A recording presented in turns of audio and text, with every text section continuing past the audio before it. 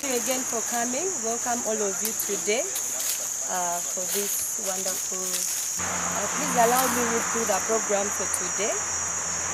First on our agenda, we had a prayer led by our colleagues from the university, and then we shall have welcoming remarks from NFA as the custodians of where we are. Then we shall have highlights of the day from the Commissioner Tourism. Then we shall have opening remarks by RLC5 of Busia. Then RDC will officially open the ceremony, and then we shall have a walk as we shall be directed. From the walk, we shall convene back here, and then we shall be directed of where to go. We shall officially meet at the petrol station for an open dialogue, and then we shall have refreshments, and then we shall close the ceremony. Please allow me to welcome the LC1 of this area to officially welcome us and bless the function.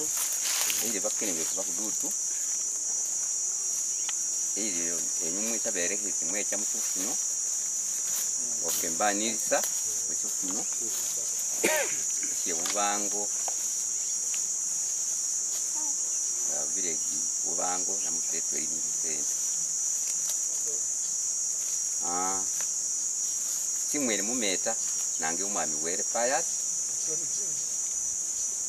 ero sindanda we kintu kino ngani sosira era ndakuka nsaba abahongo bakyokolaho ubidishe birayi kwesi nayo ubidishe uno nayo bakola mu bakole mu berandai kushobora kubamba kudisania nicho kuba namangulo kuboludalo sirube lwange nenga ndimunda kusanya kumuno kulo mukolo kuno kulo kingirano bare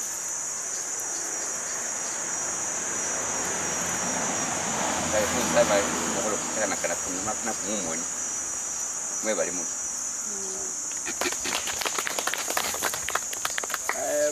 briefly the chairman LC1 welcomes you here. He said you should stay and enjoy the picnic site and the reserve. I said you also welcome the guests who are here and the organizer of the function. He's much interested in the program about the wildlife and he's happy with it. He wishes us all the best for the day. Thank you. Thank you so much. Allow me to welcome our director, NFA for Corporate Affairs, Mwami Uyale, to introduce some of the dignitaries in our midst. Thank you. Okay, thank you, Sector Manager, for this West Bugwe. I really most welcome all of you. I'm Paul Musamali, Director of Corporate Affairs, standing in for the Executive Director.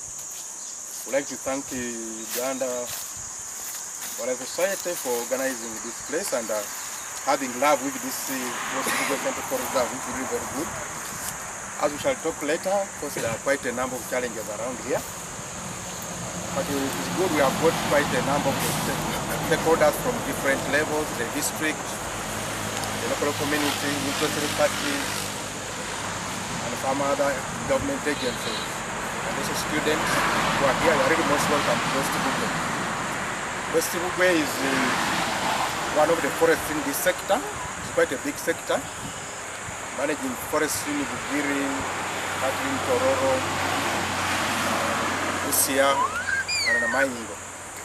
They are under this sector. But in particular, this forest, West Bugwe, is a natural forest, as you are going to see. Now, among us, of course, the program was organized by Uganda Wildlife Site, and I would request the executive director at least to come and introduce you. Because the matches were the host, but you are really the organizer for the trip. Yeah, part of the community. Yes. So maybe you can even introduce me. Okay. Oh my God. I'm very happy to have you community members here today. We've met before, but it's always nice to have you because today we know that you really play important roles in fighting wildlife crime. So you're welcome. I'm also happy to welcome all the other guests from Kampala, from Bale, from Tororo, from Namayingo, from Busia, from Bugiri. It's nice to meet here and we discuss issues on how we can fight wildlife crime. Thank you very much. Thank you. Yeah.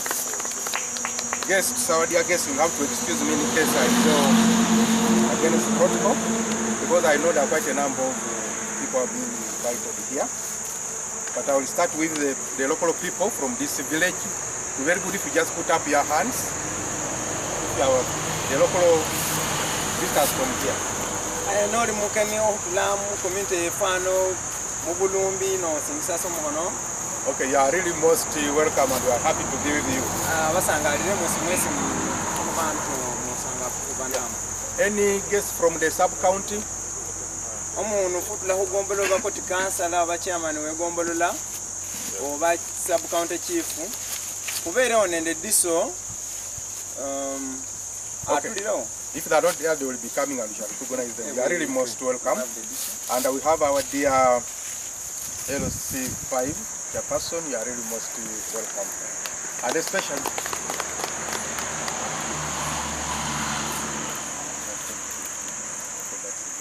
yes, you are really most welcome. And we also would like to recognize the OC of this place. Yeah, you are really most welcome, and I think members of security is assured.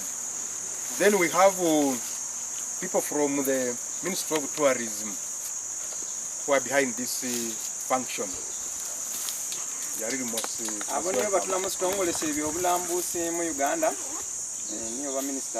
Then we have other colleagues from the Uganda Wildlife Authority, maybe in particular the area conservation management area are really most welcome to West Bugwe. Then we have people from the private sector and the community development. Any private sector people? Abahola mu business mu communities abana buludalo abeholera emirimu kyabwe n'ekindi kina kyabwe kidira na kubyo environment kubyo lukaka bye bisolo abahola sa business kyabwe ekindi. Then I would like to recognize Mr. Moses Mapesa. You are really most welcome. I have colleagues from NFA. Colleagues from NFA who are in charge of this forest. Yes, you have sector managers here. And others are just coming. Oyoni mulala hubene bahurire obyo lukaka inde bani kuti bene bali nende office yao mulala hwabo niyo. So and any other stakeholders, ladies and gentlemen, are really most welcome to West Bugwe Central Forest Reserve.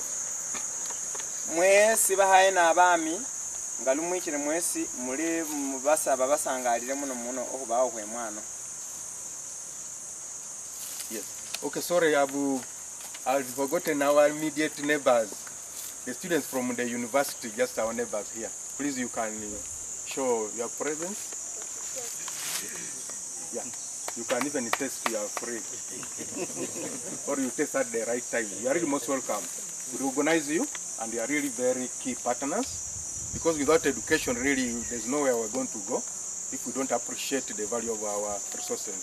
I think there is going to be some cultural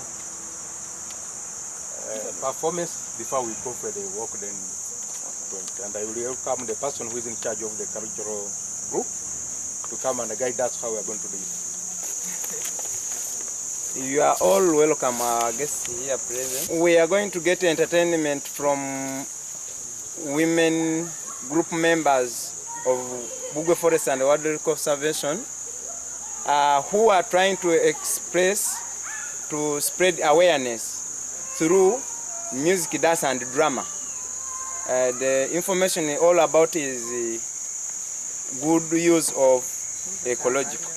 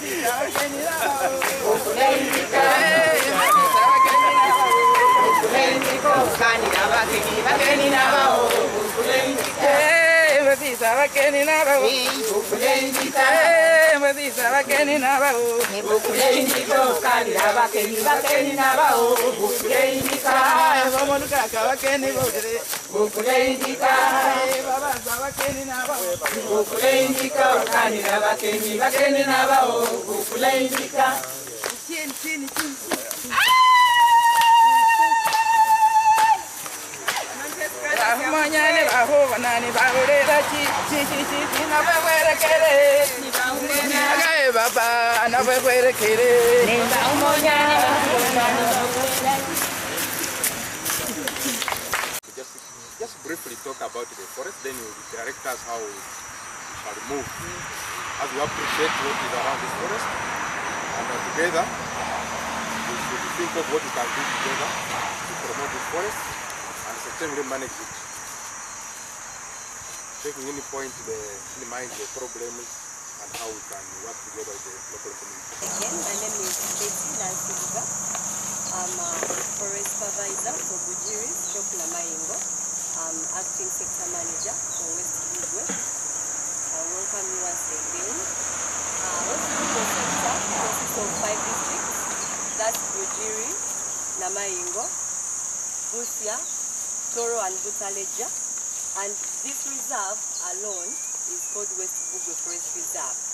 It is 3,054 hectares. 3,054 hectares and covers length of 29 kilometers.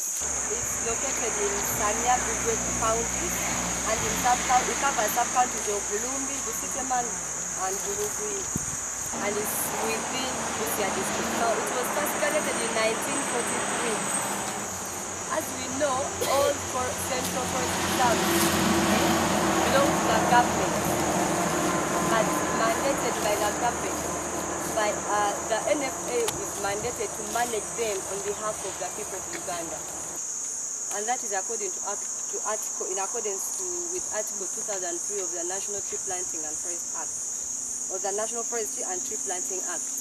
In the first Gazette, that is 1943. This forest was divided in 2 catchment areas, protection zones, and what we call no-go zones. Actually, that calendar is them rate.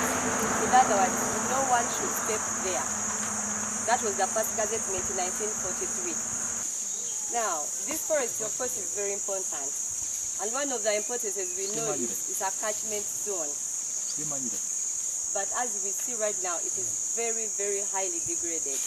To also incorporate the tourism, it is also a home to wild animals, some of which we see as we pass by the roadside. And not only that, we also have tree species which are indigenous that you cannot find anywhere, that were once in West Bugwe, that are no longer available right now. Even wild insects, plants, birds, they are all gone. So, and of course that affects our tourism. The second gazettement was between 1961 and the 70s and 1972. Now, what was the reason for this? It was to provide firewood, okay, to the communities and improve management. But as we can see right now, I'm sure most of us have been on the road from here up to the university, the Sistema University. We almost have no forest. And what does this mean? It means that our wildlife is tourism is affected, and all indigenous rare species are gone. As I conclude, I'd love to thank Dr. Prissy and the team for this wonderful function, for organizing such an event.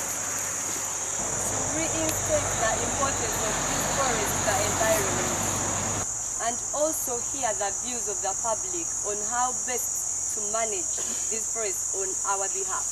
Thank you, Dr. Prissy and your team. And also, as I conclude, as I finish, I'd like to inform all of us that this forest don't belong to NFA. No, this forest belongs to us. We, NFA, manage them on your behalf. So please, let's work together to conserve this forest. Alibasaba muno nti uholere alela mu mirembe kuterese olukakanuno nende bintu byosi bibani biri. Thank you very much. Mwebale muno. So now at this moment we invite the Commissioner Tourism to give us the highlights of the day. Good morning, ladies and gentlemen. Good morning. The representative of the RDC, the representative, the LC5 chairperson, Lucia District, Director of Corporate Affairs, distinguished ladies and gentlemen, all protocol observed. I've been asked to give highlights of the activities that will culminate into the celebration of World Wildlife Day. Today is not Wildlife Day. World Wildlife Day will fall on the 3rd of March, which is next week. And World Wildlife Day was proclaimed on the 3rd of March by the United Nations General Assembly in December 2013. We missed the opportunity to celebrate it last year. So this year we are going, and we have actually started the celebrations by our being present in West Bugwe today. So today's activity is one of the activities that will eventually lead into the main celebrations, which will be on Tuesday in Entebbe. But we are honored to be in West Bugwe for the sub-national celebrations where we are involving communities, local communities in this area. So after the celebrations today, and among the issues we want to address are issues of encroachment, and we think the best people to control encroachment are the communities. There is no better person than the communities that know the values of this forest that will be the best to protect it. Now this follows up from the United Nations General Assembly declaration, but also from a working group that was set up by the convention that regulates international trade in wildlife. The theme for the celebrations for this year, I don't know whether that lady can turn around so that we read it. That is the theme, that wildlife crime is serious. Let's get serious about wildlife crime. That's the main theme for this year's celebration. Now, to make communities relevant to that theme, there is a sub-theme. And the sub-theme is that there should be sustainable tourism. And to ensure sustainable tourism, communities have a role in conservation. So the sub-theme is sustainable tourism and the role of communities in conservation. So I want to express our gratitude to Uganda Wildlife Society who have been part of the coordination committee for the national celebrations, for having coordinated and are funding today's occasion. After today's occasion, I want to take the opportunity on behalf of the Ministry of Tourism, Wildlife and Antiquities, together with its partners, who included Uganda Wildlife Authority, Uganda Wildlife Education Center, WWF, Uganda Wildlife Society, African Wildlife Foundation, Makerere University, so many of them, to invite you to the national celebrations that will be held beginning on Monday. That is following up onto this one. We shall have a march past from the Constitutional Square to the Uganda Museum, where there will be a lecture on the challenges and successes of fighting wildlife crime in Uganda. So we begin at City Square on Monday, end at the museum for the lecture, and then on Tuesday at Uganda Wildlife Education Center for the main celebration. And I want to thank you for giving me your kind attention. At this moment, we welcome our host as well at the district level to give you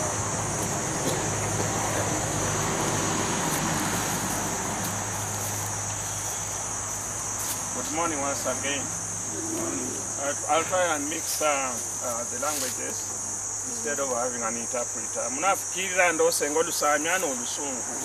Yeah, just to know, in the interest of time, allow me to mix the two languages. Moria Moutier, how are you, ladies and gentlemen? Thank you for coming. Last weekend, I was in Ruahaha over the same issue. First one, the 9% initiative day. So after our meeting in Uganda, we went across to Kenya. And we had a very wonderful time with our friends from across. So I'm also up again. Today I'm here over the same issue. The environment, wildlife, water sources. So I pledge to be part of you because I'm very concerned about wildlife, water. Abantu becha balambula bibira novakenda batuleraho $100 indacha Masai Mara. Those people, the community is very rich because as the tourists move through, they create a market for them. Ngambere ndahire akatale hano habali batakirano kanje. What is the problem? The only thing we can do is to find an alternative and pull people out of the forest so that their mind can be tuned to other things. They can generate a lot of money. But I don't know what happened because there's that building there at the center. I've been trying to rejuvenate it so that it becomes a market. Basa picnic in onda, a lot of things here. Each time I pass here, I look on this side, there's enough. I don't know what happened. So my appeal to you, involve the politicians, because I have all the structures from LOC 1, LOC 2, 3, 4. And I also have security because I'm a member of the security committee, so that we can protect these things. There are times when we are campaigning that, hey, Chaco, what do you have to say? I said, now what do you want me to say? Because of political reasons, I say for 1 week, police, but at the same time, they pay taxes and, money mbere mbasaba, mumoyo mulai. Let's conserve. Once the forest is not here, these monkeys will run away. Basa molirango lukado lwa basani. Sinda hengo kwesibira. Wabona mbone hengo kwesibira. Enkiba tesala gwa kibira. So molehe sibira sibere hembo kino kibewo. Tourism, Olinja, people, I went to Kasese, they are generating a lot of money from wildlife for tourism. Here we can have the same thing. We can have them move up to that hill, over up to the left there, and what is going on. My children don't know what tilapia is because we ourselves have killed the leg. We had a factory in Majanji. Ndachire factory yumayo ngeni chumayo.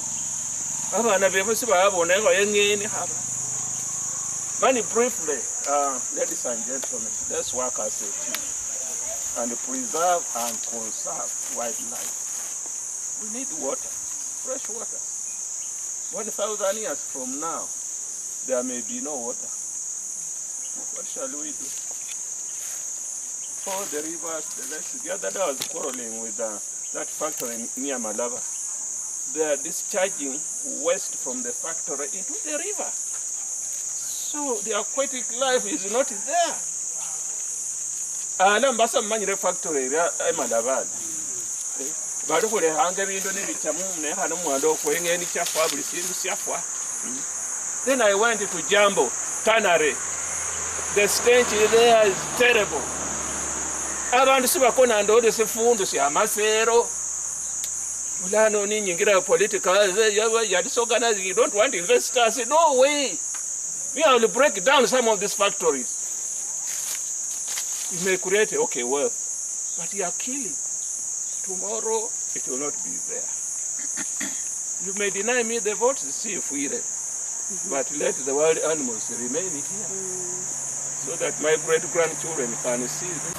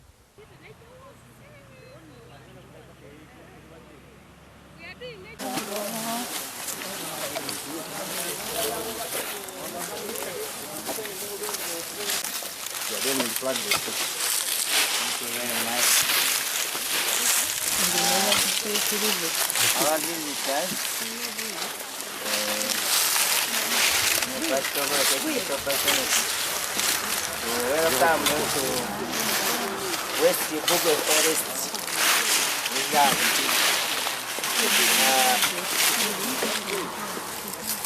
Here, I'm with the chairperson LC5,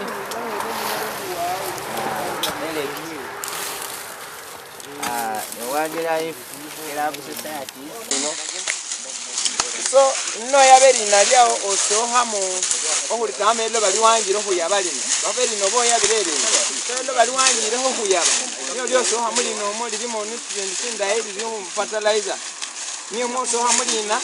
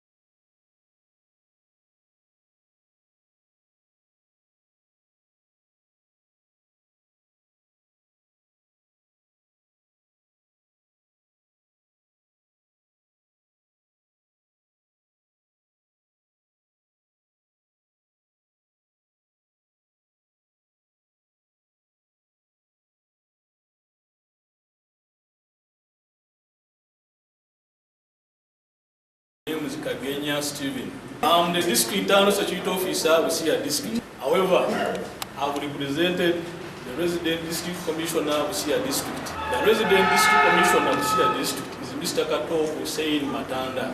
The deputy resident district commissioner of Busia district is Madame Doka Mire Babiri. The RDC was invited to officiate over this function. However, he has not been able because of other state duties. That's why he delegated me to come.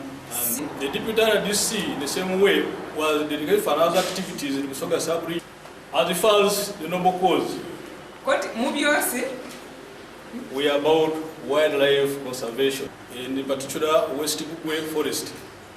This forest has been there for quite a long time, and I welcome you from the walk because you have witnessed what has been taking place. I must apologize, I have not been hard enough to participate in the walk.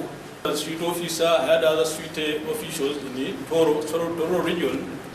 However, as far as this forest is concerned, there are many issues we have to discuss. Much as I have not been with you in the field, but at least I've been witnessing this as street officer. The secretary of this forest, Madame Naku, in charge of this forest, Madame, at least we have been working hand in hand. The forest had been decorated and they came for a meeting in my office, meaning to say we can recover the forest. Deforestation has been the word of the day in this forest. Charcoal burning is at large. Wildlife crime is at high rate. If I'm to be short, the other day I saw somebody in Buhove dropping birds. The man was very so proud. The man was so proud that he would earn 20,000 a day. Out of 10 birds dropped. And each bird would be sold at 2,000 shillings.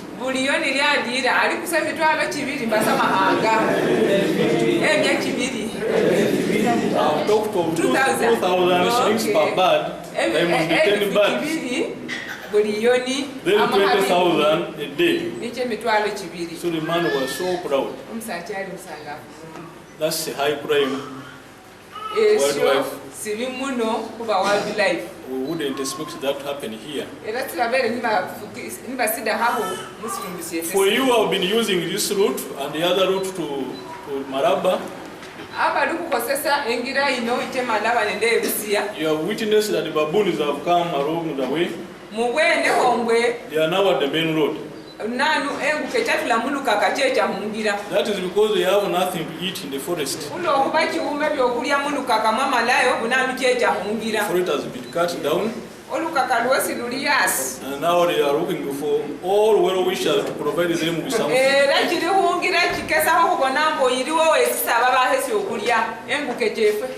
I'm not really proud with, I'm sorry, I'm very annoyed with some leaders of the forest. For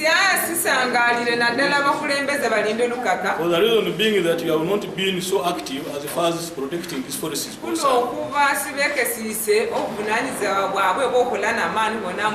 Some of the warders who are supposed to protect the forest have not been paid for the last 3 years. But they are still here with us. That implies that they now encroach on the forest and I'm going to carry out investigation to see why these people have not been paid for that.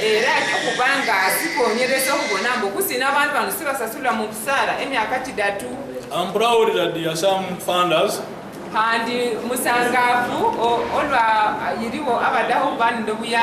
who have enabled the security of the police to guard this forest for just 3-4 months.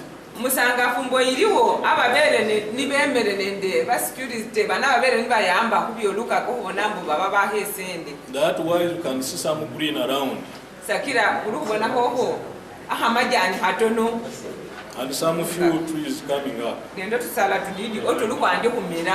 However, I don't know whether we shall sustain that because we are supposed to use the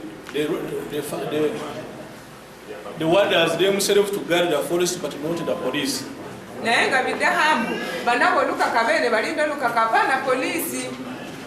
For that matter, I appeal to stakeholders so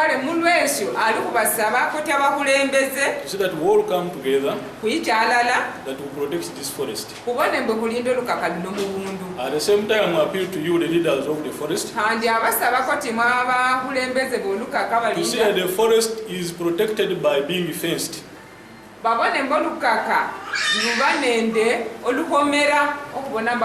animals are now encroaching on people's crops.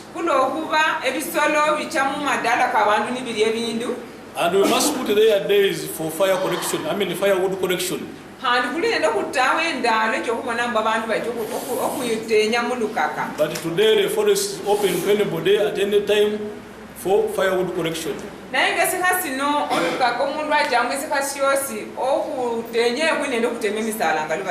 we cannot tell whether they are going to collect the dead woods or they are cutting new trees for firewood.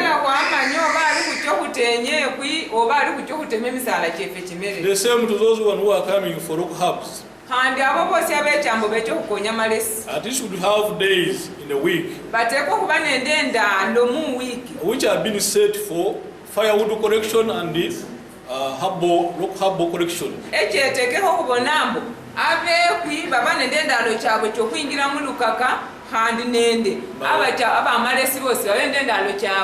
By doing that, I think we shall bring the forest to order. I must thank the organizer of this day for you have made this day very colorful. Let me stop by opening this occasion officially. I beg to stop here.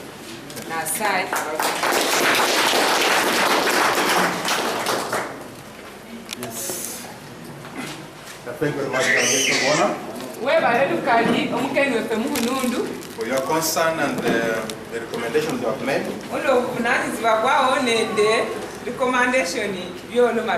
I think that's the way to go because such a resource you cannot manage it alone. Because it has a boundary of 29 kilometers.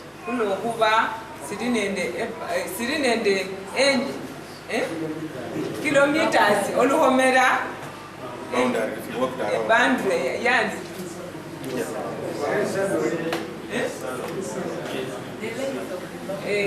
The length of the boundary, that is what you sound is understood. It is okay, they have understood it. Yeah, so, and of course it is neighbored by the local community, so it's very hard to work alone. Naenga, Lokomambo, and Jahochino, Chidiala, Chidinende, Aba, Lida, and the Kalebi, the new Mundu, allowing Annie. So once again, we thank you, the Sobona, for blessing the day. Okobango, Veresta, all the Komkisa. And you are really welcome to listen to the dialogue. So I request the team, then we'll have another presenter from NFA, and after the two presentations that shall take 15 minutes each, we'll have a general discussion. So, James Okwale, please begin and introduce yourself. I am called Okwale James Okwale. I am the senior warden in charge of Mapeniko Bokora Wildlife Reserves in Moja. Here I am standing in and presenting my boss, Dr. Adonia Kamugasha Bintora. In any case, I have a team from the Uganda Wildlife Authority and the Mountain Conservation area that can support. So we really thought that our theme for today would be wildlife crime, the role of local communities and other stakeholders.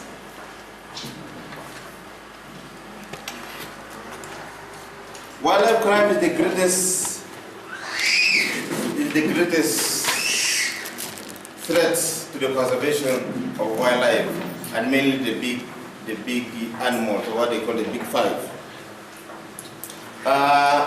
It is a problem which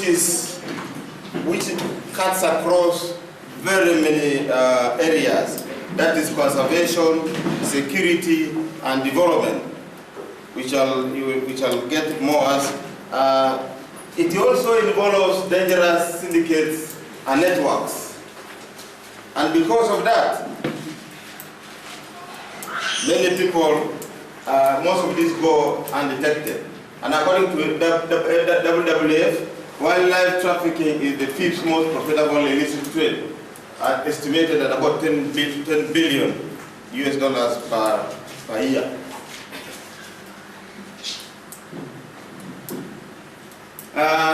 As we have seen, wildlife crime affects wildlife and wildlife conservation because it devastates wildlife species, it destroys ecosystems. We saw how our forest in West Bugey has been destroyed. It is threatening national security. It undermines the livelihoods of people, and it is also very difficult to handle because most of the facts are not clear. The values of most of these things are not known. The stakes are high, and in addition, we have to take urgent decisions.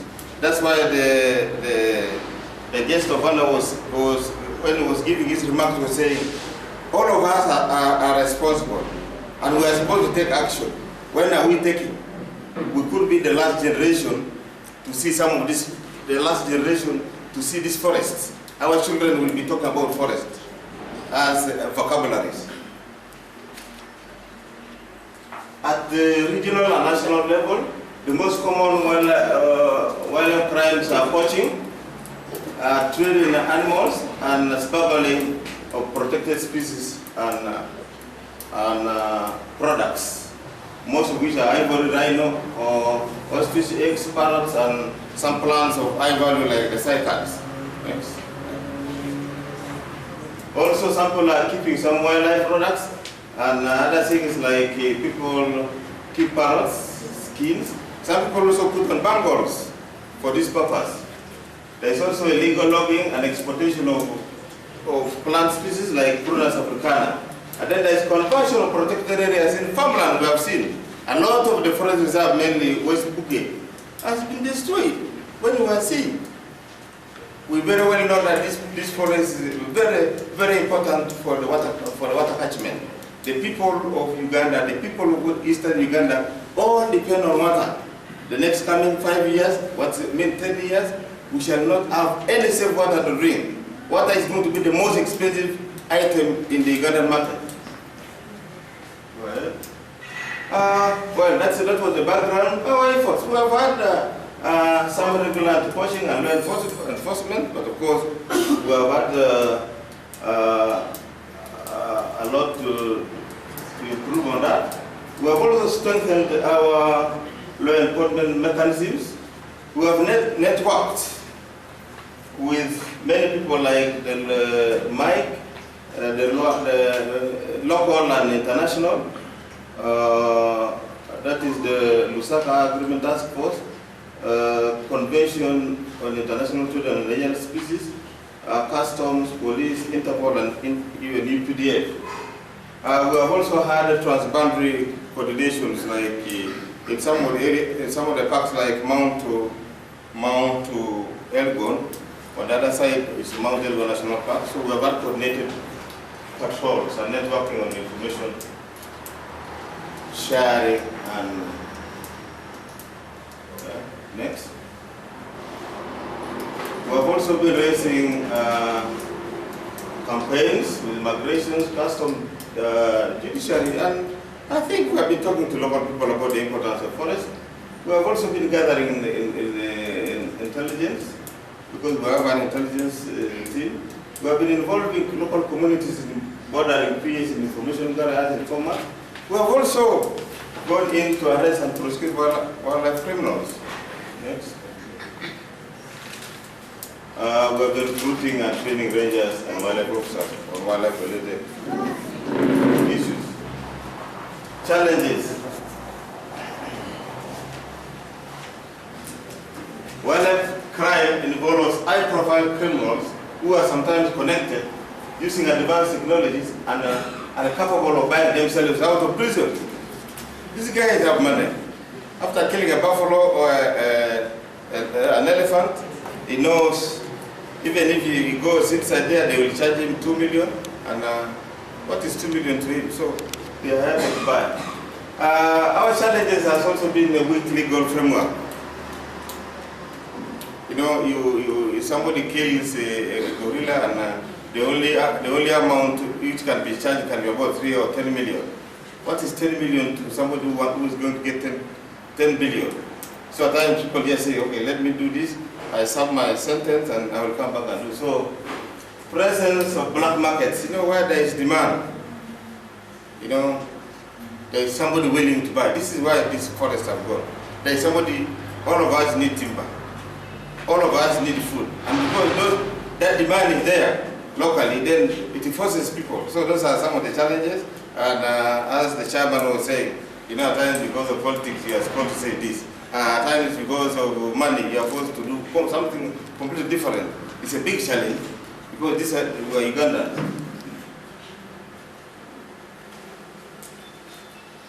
So poverty especially, you know, in these areas, people are really very poor. But I can tell you a case.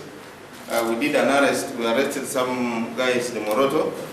They were sentenced to 6 months. And they went and served their 6 months. After the 6 months, they came back to my camp and said they really preferred to be in prison because they were fed very well and they were saying going back because it was June. The harvest was I mean, there was anger in Karamoja. They said they preferred going back there because going back home would be more dangerous. So imagine such a situation. So poverty is a big issue, and the criminals use these guys to kill the animals. Inadequate capacity in law enforcement agencies, inadequate staff, ill-equipped, and inappropriate technology. As we should be doing, one of the problems we are facing is we have very few staff. I don't know how many staff are here in West Buge, but we have a big problem of staff. Even where they are ill-equipped.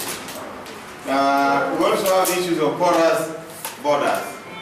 We also have an issue of inadequate coordination among the stakeholders. We don't coordinate. We are all working for this country, for this government, but at times we are doing different things as if we are different. So we need to work as a team. As a country, we must have our national interest. But in the case of natural resources, the interest has not yet been developed. I think it is our opportunity to make sure we develop this interest because it's very important for our country. Yes. Limited information and communication flow. Traditional and cultural beliefs, attitudes, norms about wildlife. You know, in Karamoja, you go and find somebody is carrying a bungalow. we have facilities like this one which we need to develop all along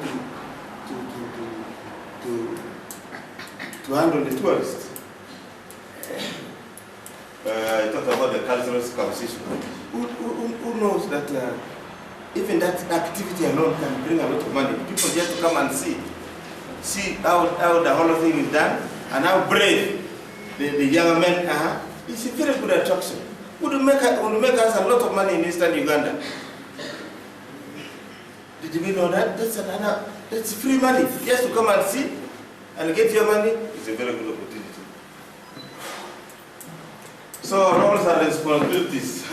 This is why we have not been doing very well. As I said, that conservation and natural resource conservation is a national interest. Because when we are talking about a national interest, we talk of things which everybody.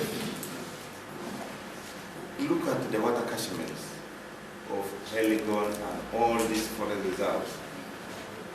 Water is very important. So we have not been sharing any information whatsoever on these wetlands. So we have had issues of we have to make sure we share information with the witnesses, we plan together, and we've got other stakeholders we need to give in financial support. Networking, capacity building. Go ahead. Wildlife crime presents serious conservation and security challenges in Uganda and the globe at large. And what we need to do is strengthen the law enforcement, reducing demand, and strengthen partnerships between private and public sector. This activity of the wildlife crime threatens the safety of local rural communities because it undermines conservation and development and devastates our national landscape. Those living close to PAs will only become our allies of conservation if they profit from the economic stimulus of wildlife conservation. So as leaders, we need to develop avenues where people have to benefit.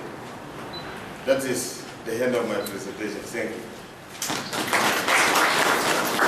The next presenter is Paul Musamali or Levi Etoibi. But I'm just standing in for President NFA.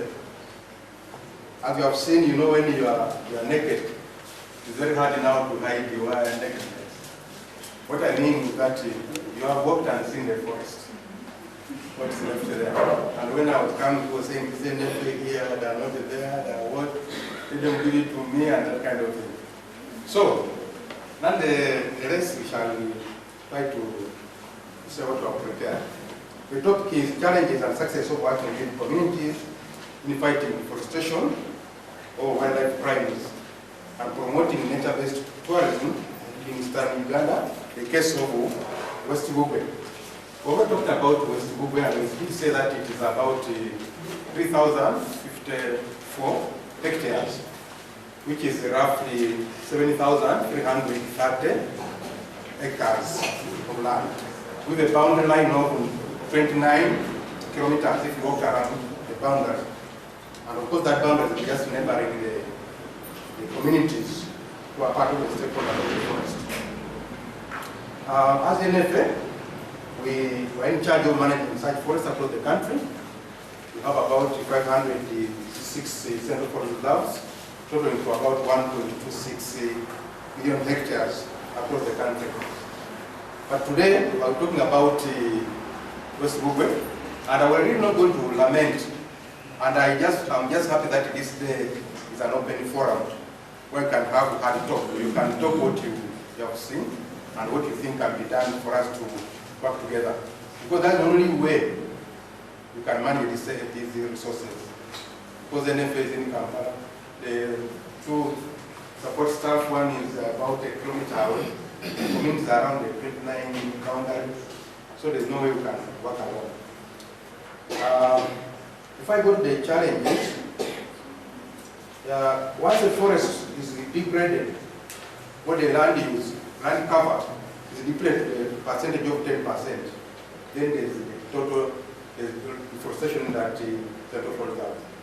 And you can see, for the case of West Bugwe, it is just that curtain around the road, probably fear of the vehicles, and also fearing that if you cut a tree, probably it will fall on a vehicle, that kind of thing, that is protecting that curtain around there. It is very shameful, but the people who are doing it are here. And the good thing, some of them are willing this.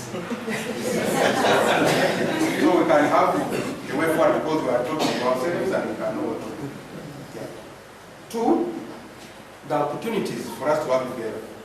As an NFA, one of our strategic objectives is partnership and promoting partnership with partners, individuals, and interested people in managing the Central Forest Reserves.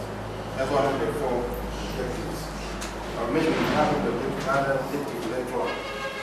And also, there are also systems or models where NFA can work with the other people under what we call pastoral forest management, which is a broad category of management with other stakeholders. But for the case of NFA, we use what we call cooperative forest management, where the communities come together as an institution or rather an association. Then you get the blessing of the leadership, LOC,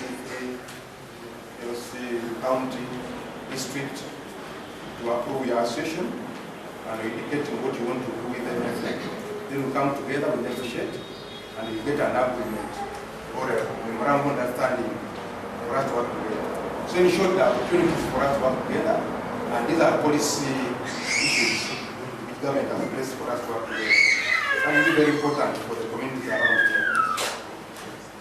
But also we have to know that there are quite a lot of challenges in working with the communities. But if I reach there, since you know most of them, I'll talk about the successes we have really done in managing all these things here. Small as they may be, if any staff were not there, even that curtain we're talking about would not be there. And I request that you clap for us. And I would also like to state that more than 75% of the destruction of that forest has been done by the stakeholders around here. No one else. And even the produce which comes from there. Okay, Chuck goes to Kenya and maybe other areas, but the firewood, most of it is there. And members, you have to leave more note. As we're going, even we saw some ladies coming out with some those are the stakeholders around here. So you can also clap for yourselves because you benefit from that forest. And NFA has allowed to collect firewood. That one is a benefit to the communities. Yeah. Please, I request that you clap for yourselves on that. Otherwise, some of you will not be careful. So at least within NFA, there's a policy that communities can collect firewood. So in other words, to us who have an opening where we can work with the communities in managing the forest, depending on what management we wish to do, be it nature, conservation, tourism, and so on. The possibility is there. And the stakeholders are there and are already benefiting. Two, in some areas actually we have marked the boundaries with some permanent pillars. Some of you, if you go around, you also see that you also marked the boundaries with permanent pillars. We invite the stakeholders to an open forum like this. We go around, get surveyors who are certified surveyors, open the boundary, we confirm, then we mark the pillars. To us, that is a success. And of course, it's a drop in the ocean because we've not done much like WUA has done, and also other maybe roads authority. But we're doing something. And I also wish to let this meeting to appreciate that the level of management of forest reserve, you cannot compare it with the level of protection of national parks. Because national parks have got a higher level of protection. Yeah. In other words, for them it's almost like conservation. Of course, there are users as we have had. For us, we can work together with the communities to manage. We can allow you to go and get some firewood. We can allow you to go and even plant trees in the forest, and you own the trees that are yours, and then you can harvest. Of course, you get a license. So those opportunities are there. Then also in some areas, actually, we have restored some forest. For example, within this very forest here, we planted Coca-Cola, some area. But of course, as a wildlife crime, bush burning is very common. And some of that forest was burnt, and the supporters were not really amused about it. But those are the issues that we can do, what we are facing as a challenge. So those are some of the challenges, or rather the successes. Then we can also talk of, we have also expanded the forest estate, by the way. In some areas, you can appreciate that the forest is very good, the western side of the country, right from Tungiri up to Dongo. Actually, I would say that stakeholders in those areas, some of them are pro conservation, and the forests have not been destroyed much as in the east. And it's also very unfortunate that in the east, at the time of gazetting the forests, for us they just made very small patches. If you look at the map, they're just dots. Whereas in the west and maybe some bits of central Ghana, the forest is big enough, like Mavira, but Dog is very big. And incidentally, Karamoja even has got very big chunks of forest reserves, those that are facing the same than some area here. Now we have, of course, issues that we may call challenges. One of the biggest challenges actually we are facing in nature conservation and fighting crime is the very high increasing population. Every day the population is increasing at 3%. So that one puts the situation that the demand for forest products is very high in terms of firewood and other related forest products. That's a very big challenge. Until we conserve what we plant and cater for that population, we shall still have a problem. And most of the people, of course, are still doing agriculture, and that is, it is an opportunity, but also a big challenge. Then, of course, in the past, there was an issue of policing the forest, no touch in the 60s and so on. Going in the forest actually will be arrested and prosecuted and so on. Then later on, the new policy, changed. And said, forest, we should allow people to work together with people. And that policy of stakeholder engagement and working together has been misused.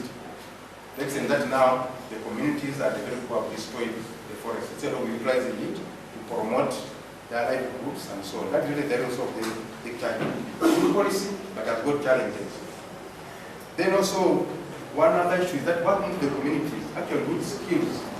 Whereas it looks like it is obvious, for example, you are talking about nature conservation, but as a matter of fact, you lack skills in terms of effort, staff, but also the communities to be patient, to make crafts, for example, which can sell. All that you need money and skills. And also to make sure that you promote the selling points around this forest. You look at the natural forest, and I'm sure that you did biking because of the skills here. You want to make trails and do some biking. You need to train people who can take others around and explain things clearly. You need people who are going in the forest to get the skills. If you're harvesting people just go and cut the hollow tree, harvest the makes sense. But you are cleaning the tree and you cannot fall. But people need the skills. Instead of just cutting the whole tree, you can take a branch and also maybe some roots. And you take the root away from the stem, so the tree can continue to work, to survive. That skill is lacking and really a very big challenge. So if you are going to promote nature-based tourism, people need to get those skills. Yeah? Then the issue of awareness has to join the communities. Because when you ask the communities, here are people who are destroying the forest. Of course, number one, they say it is NFF who are destroying the forest. But we don't have NFF staff. There are about 2 staff on here. So I don't think, whereas they may be involved because we are going to hear, or they are not there to protect the forest. But I know they are not alone. So we need a lot of awareness to know what is the role of the NFF, what is the role of the community, and how can we work together. That one, of course, also needs money.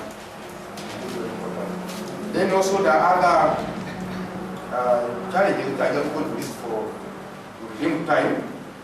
We have poor coordination in terms of our staff to promote forest management. They are not coordinating well with these people here and with other stakeholders. For example, we have a lot of people who are resourceful persons. Mr. Mosimas Mapesa is a stakeholder here. You can invite him and he can guide us. All those, both sides, the communities and ourselves. Yeah, we are not giving the right information, for example.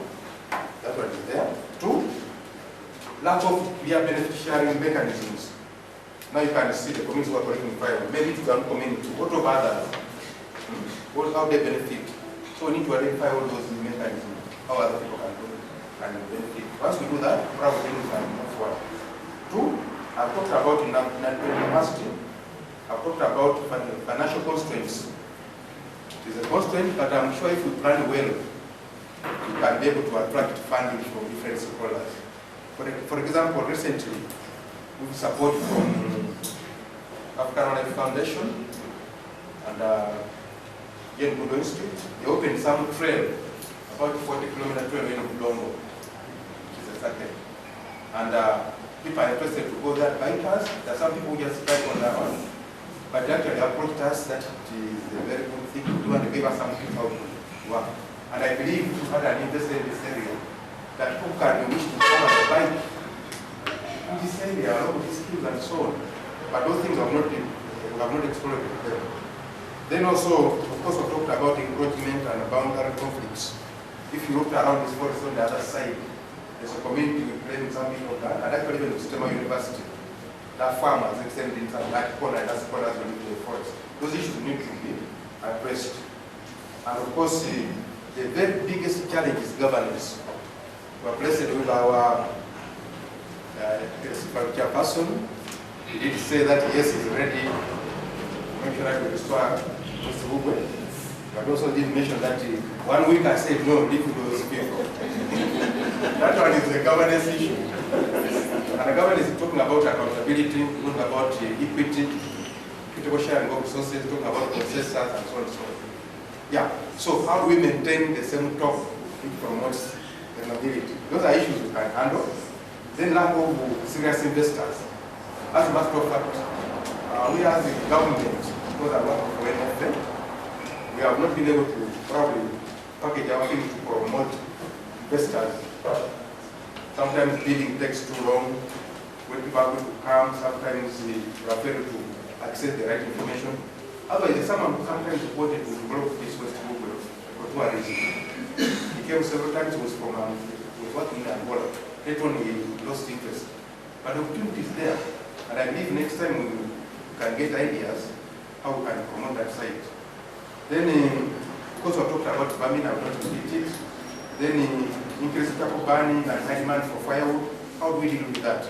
But of course, the opportunity is to have a community project which gives seedlings, which can enable to plant in the farm instead of reduce the pressure over the forest. So we are going to leave West Bugwe Forest as a nature-based tourism forest. Then we can make sure that we restrict people in going there to plant for firewood and so on. And we can do that if we support them to plant outside the forest. Then I talked about fire and so on. Okay, as I conclude, if we have to really face these challenges and successes and promote nature-based tourism in West Bugwe, we need to improve on governance. In other words, we need to allow people to participate and contribute and also benefit equitably. We need to also partnerships, provide the necessary information that people can tap into and be able to invest. And let's do it transparently. Then also need for market. When we are packaging the different selling points around the world, where's the market? Now, if you are going to capital goods, going to dance, which market will benefit so much from that? What of baboons? Who are interested in baboons? What of nature, the forest, maybe the university, maybe the student, who get to come and go to fight. So all those we need to cater for all the different potential markets. So when you package, you are able to tap into that. But I believe the Minister of Tourism actually had promised to work with the NFA, but maybe we are not moving fast enough, to make a circuit so that if tourists are going to Karamoja, maybe they can pass through India, maybe from this side, then move to the other side. Instead of this one being an isolated site, can be connected with the other side so that comes with better information. And lastly, as I conclude the person, is that we have to make sure that we work and we promote community livelihoods. If people can benefit and be able to meet their livelihoods, then we can be able to protect forest and promote nature-based tourism. Thank you very much. and I was asked to look at the challenge side of it. So I'll take about 5 minutes and talk about that, then revert to Lugwe, and thereafter open up the discussion. Now, I'll tell you a story that some of you may be familiar with. When you reach the junction where you have the revenue checkpoint, you'll see that there are some structures towards Tororo. Those structures were constructed by UNDP support, with UNDP support, presumably for the community and to help improve on livelihoods. Now, today, those structures have never been used. Sometime after that, the Ministry of Works repaired the Malaba-Bugiri highway, and they established a camp within the West Bugwe Forest Reserve, on the understanding that when they finish their work, that camp could be used for commercial purposes, as a tourist site, for example. And indeed, when they left those structures there standing, complete with even water and provisions for electricity and all that. Now, when as an interested party from the private sector perspective, when I came in and offered to try and work with the community and the authorities to actually actualize the plans that they had in establishing those infrastructure at the junction and those infrastructure within West Bugwe, it became very difficult.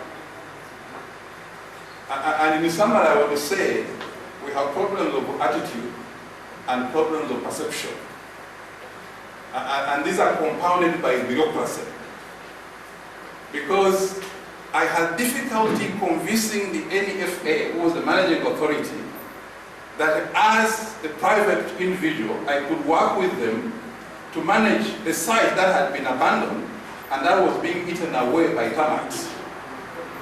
I similarly had difficulty in convincing the local community grouping for whom the infrastructure at the junction had been built ostensibly for trade.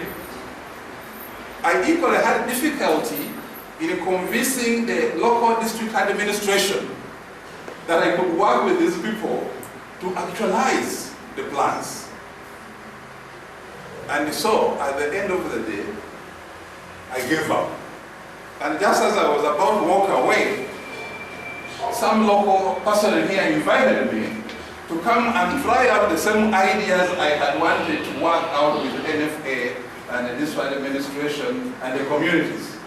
And that's why we are here today. But what I also did, I didn't give up. I said the fact that I have come to put up a leisure establishment here as a private person, I will continue pursuing the relevant authorities to see if we can establish a working modality to expand the benefit to the wider community economically, but also for purposes of conserving the West Bugwe as well as the River Malaba basin. So I have had discussions with a few individuals, including the Uganda Wildlife Society, Uganda Tourism Board, the Uganda Wildlife Authority, and the district administration, just to see how this mechanism can be made functional. And it's one of the reasons why we are sitting here today. And I hope that we will continue doing that. So, perceptions, attitudes, bureaucracy are a big obstacle in trying to actualize our common interests from the private sector perspective. And if you heard clearly from Mr. Musamali, he actually alluded to this. That's very difficult to have the private sector do business with government institutions, even where there are clear mutual benefits, economically, socially, and ecologically. And I hope we can overcome this challenge.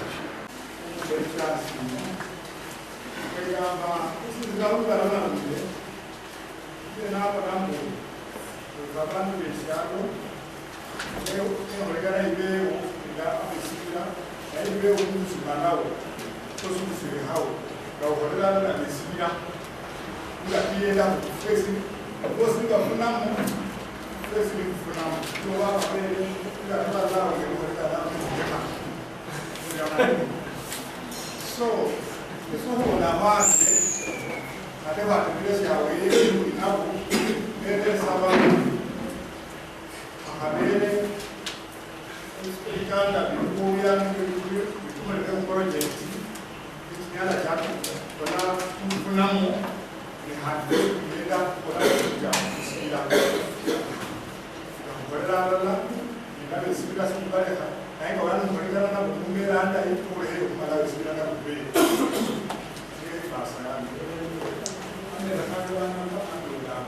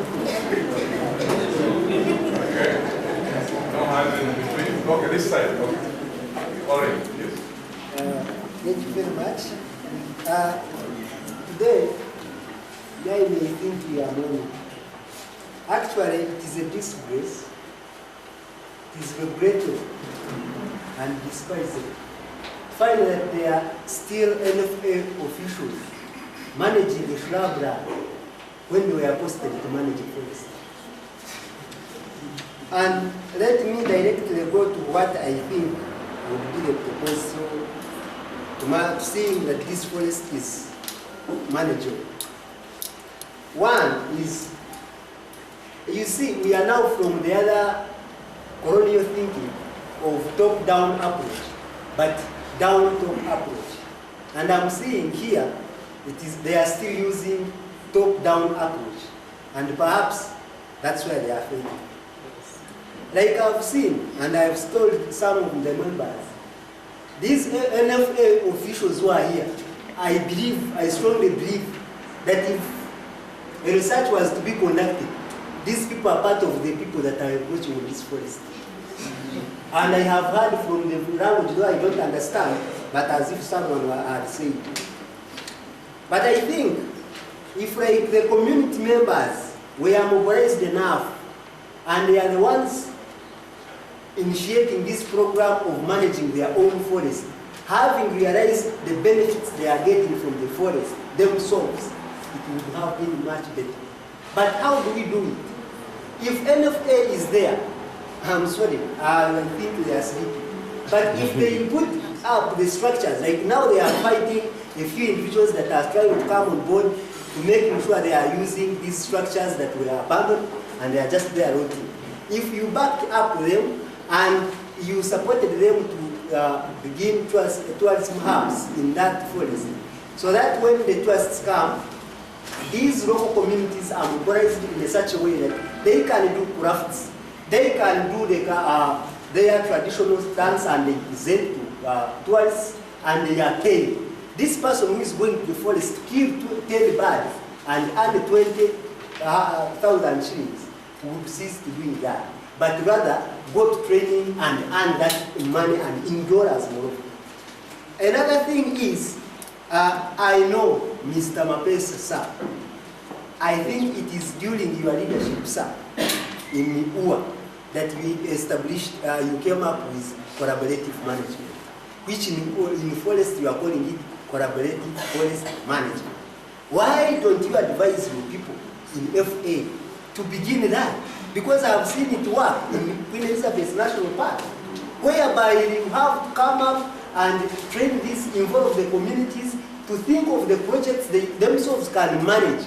Don't just think of them and say, we are giving you poultry, we are giving you pigs. But they may not be in need of them. They need a few things. Perhaps you are planting trees there. You don't know why they are cutting those trees. Perhaps they don't have trees in their community. Why don't you give them seedlings and they plant on their land and they have a lot of land?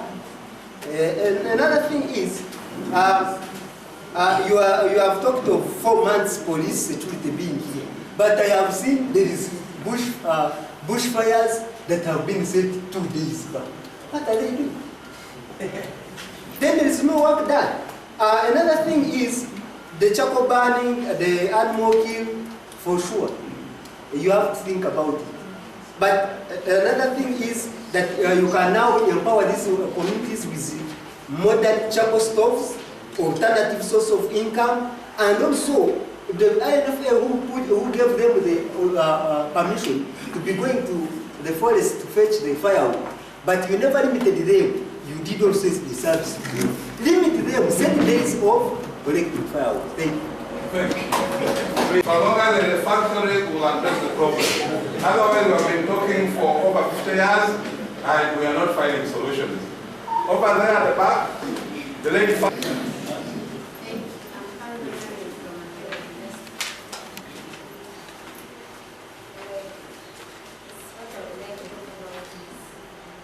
There is some bit of partnership, as I can see, in the communities around, and it's not that it's not there for people, but that partnership that is there, or the relationship between NFA and the communities, communities paying in forms of what they get from the forest may not be direct, may be indirect, but they should be informed and then ask to identify what they really think and do. Okay, thank you. Next.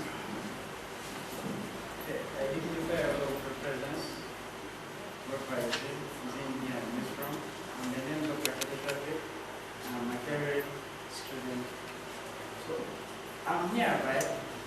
surprised because I've been hearing of all the arguments around, and the main problem here is about livelihood. If you look at these people's life, really, it is focused on the forest. As myself, I've been walking around where that nature walk with them, and what I've seen is really not, someone did but not intentionally. People don't have anything, as in any alternative. Because if you look at really us, I admire the culture which is down here. And I believe that if there is an alternative which I'm going to propose, because I was thinking of what they call community-based tourism, whereby people have this courage around this place. People have maintained their, for instance, the huts. People here have never even slept in one. People could pay some good amounts of dollars to sleep in this site. And you look at, if you can advocate and promote their culture, people can come here and they get at least something. And in that way that you consult them. Thank you. Thank you.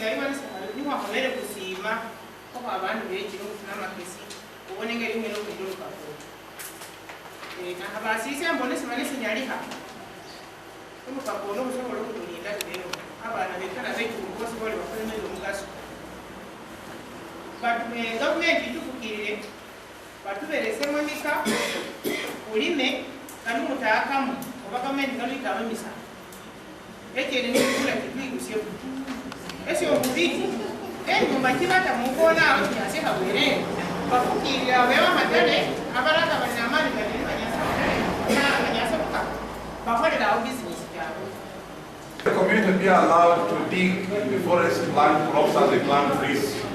That was our suggestion. The second suggestion is the structure I was referring to at the junction. Let them be allowed to use it as a market. And I asked her, I thought that was the intention. Then the answer from everybody was NFA stopped them. So I think some of these issues are debatable and need answers. Maybe we should get some answers whether NFA stopped them from using the forest or not. So we're talking about conservation and development. How do you conserve and how do you develop the communities? How do you improve the livelihood of communities? My answer is NFA must sign a memorandum of understanding with the communities to use the structure which is already built. In any case, in some of the forest reserves, it has been done. Why should you stop this one? I'm concerned when these people are saying, well, how has this been done? You look at, I think he knows, at Green Impenetrable National Park, when it was done by UA, who established a memorandum of understanding with communities and Fungo, they allowed people to build, although later they signed a private partnership. So communities could do that. Even at Mabira there, that market is within the forest reserve. And when I was there, they told me ecotourism project has been the one managing that market reserve on behalf of the communities. So why can that be done here? Budongo people have been talking about it. I know what is taking place in Budongo. Such projects have been happening and have been managed by communities, except which I'm coming to. These have been managed by community groups. How do you have such community groups here? Do you have like West Bugwe community group or community conservation group that is responsible for managing such a place? Without that, government will not. Because when I talk about communities, who are the communities? Many times, what has been happening is they manage it as a group. You have a group which is formed, which registers as an NGO and manages this on behalf of the larger community. And I think that has been the model which UA has been used, which NFA has used in other places. So the challenge here is you have a community group registered as an NGO or as a CBO, community-based organization. You have it. Yeah, I'll give you this answer. One, they have the community group that was meant to manage those structures, and they have other community groups as well, including one that performed. Now, maybe NFA should clarify whether really the community was stopped from using the structures as a market. In part of National Forest Authority from 2009 as a staff for West Bugo sector. Currently, I'm in Tororo, but I was in Bustema 1 year. Because I was in Bustema 2009. From 2010 in Tororo, Kakalero. Ekitone ky'emanyi mu Katala, bw'otutunulira history ya activities mu bibira under the Forest Management Plan of West Bugwe. Activities are CFM Zalonche was established into West Bugwe in 1990. We were introducing under the FRMCP program. We were later Mubusia, Metro. 2008, we were launching. I think under the leadership, under this year, Chala. When we put Korea into it, because our protocol in the district, we sensitize you. After sensitizing, we put you to the change. One is by law, then community in Musaba, the Mulaga interest here to Chaka. Chako in 2008, the launching of groups, including that West the Bugwe. And there has been other sector to launching a Munana, as a Muslim of Jiri Beach, Zazimu Busia, and Zazimu Toro Beach.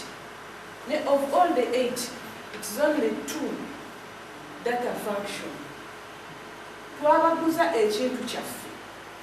Mulina okutulaga interest yammwe. Si ffe kubasimbuka. Wabwe tubasimbuka then temujja kukyagala. Batukituulizaamu. Tubagambye gyekiri. Kyansibweri. Then bwe mukisaba through the procedure nekyo tukituukako.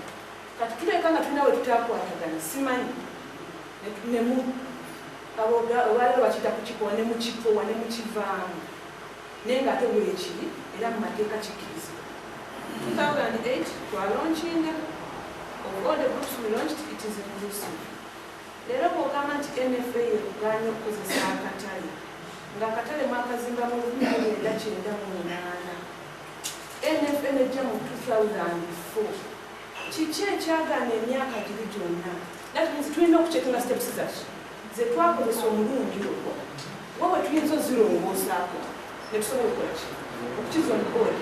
Twakyambala kyaffe naye twakisangawo.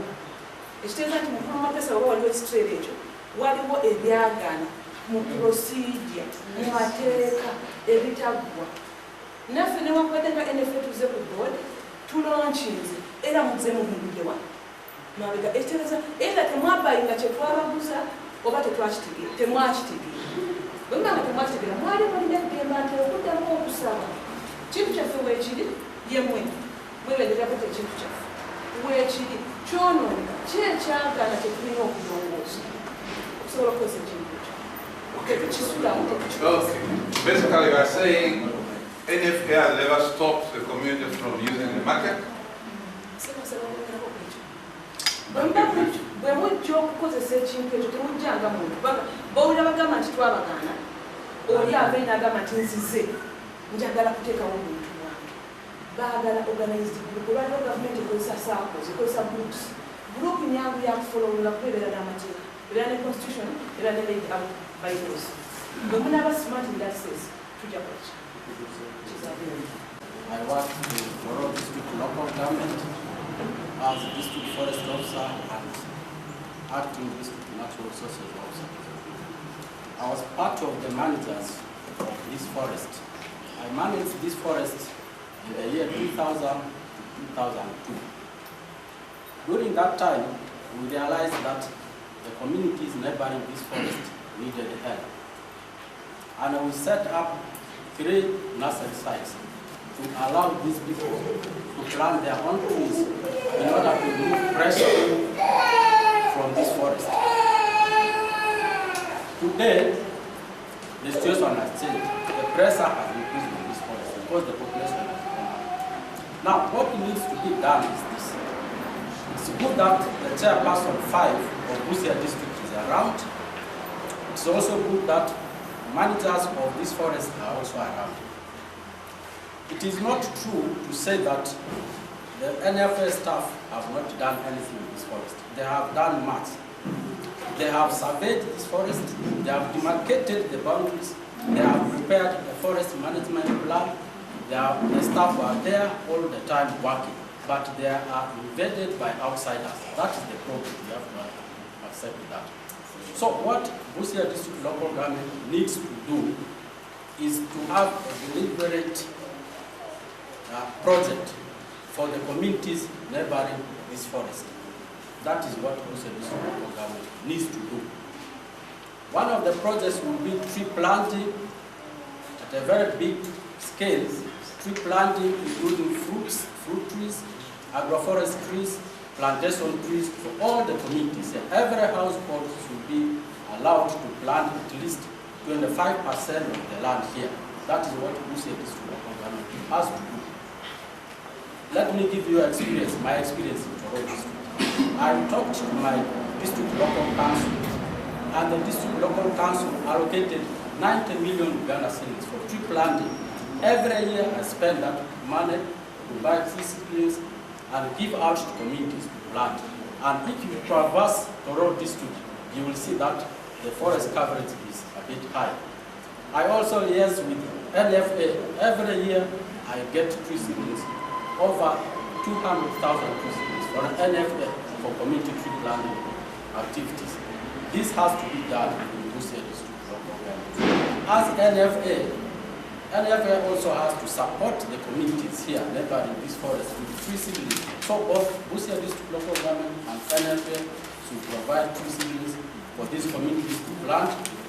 Also, Busia District Local Government has to look for funds to undertake projects that will improve the livelihoods of this community here. Otherwise, without that, we are not going to. Thank you. Thank you. Now.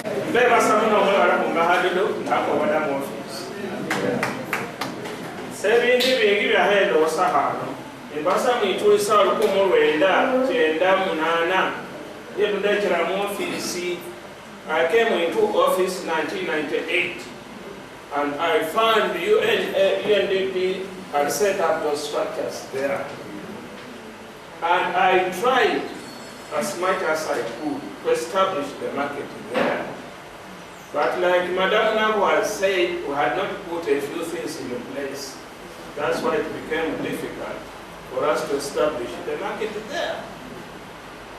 No one has a sokoni ito kugawa waraga behu adu hane milimo wati noche na maojora anda noche ne hanada hatari haliyo dawo le na hatari kile bantu befu adu hane ko siba konya picnic site ya danda bana tumsanga fumune basungu bane changa ho hawe hala utira hawana udani dawo le bindu bibiti dawo le akaba aba forest banyala batu onya basa mitulisa strawberry atu dawa ndaba saba ene ba forest bete babao basa bete babao ngama nyirende banatu onya kudengeri resibira okumenes evita strawberry came here and constructed this road up to Rugini.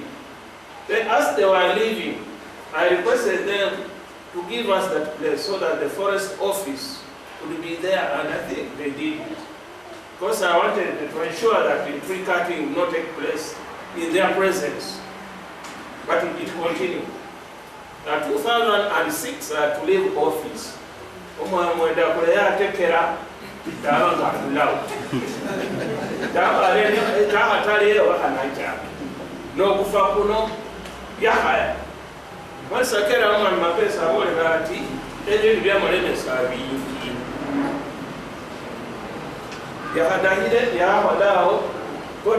a private investor.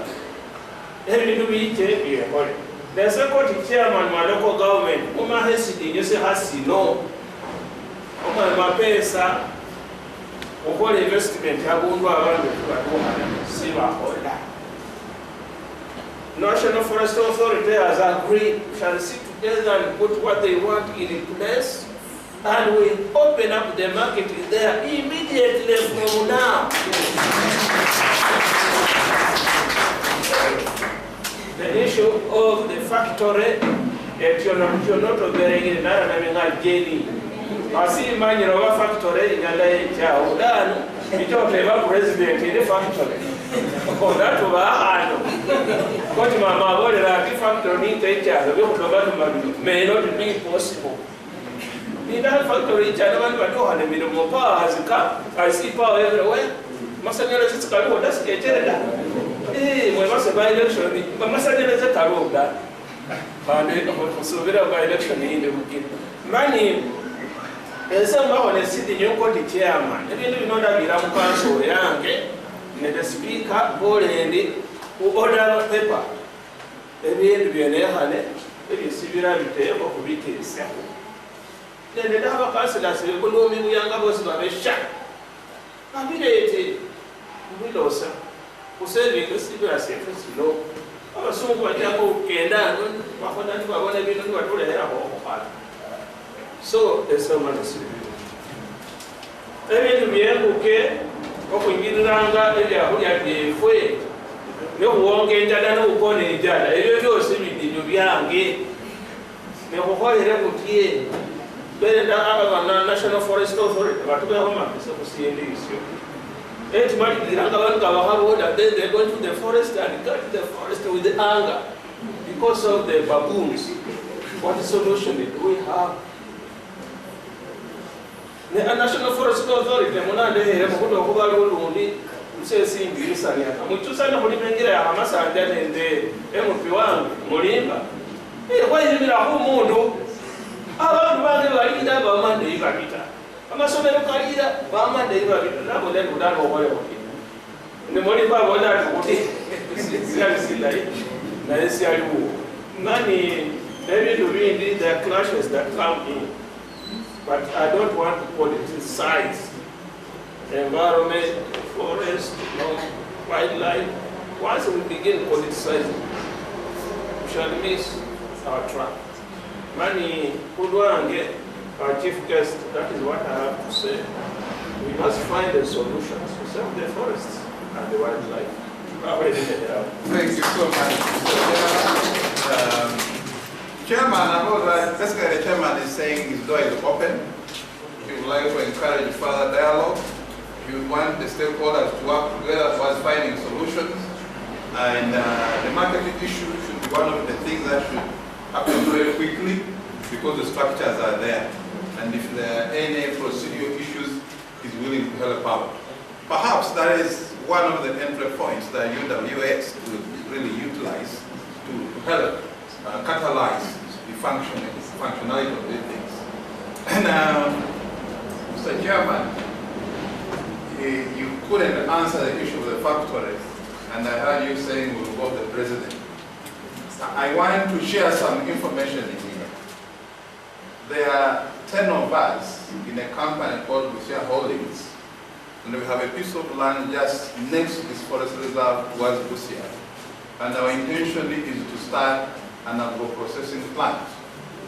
We want to buy off whatever maize and soybeans and sim and whatever, and add value, rather than let it just close to Kenya in raw form as it is.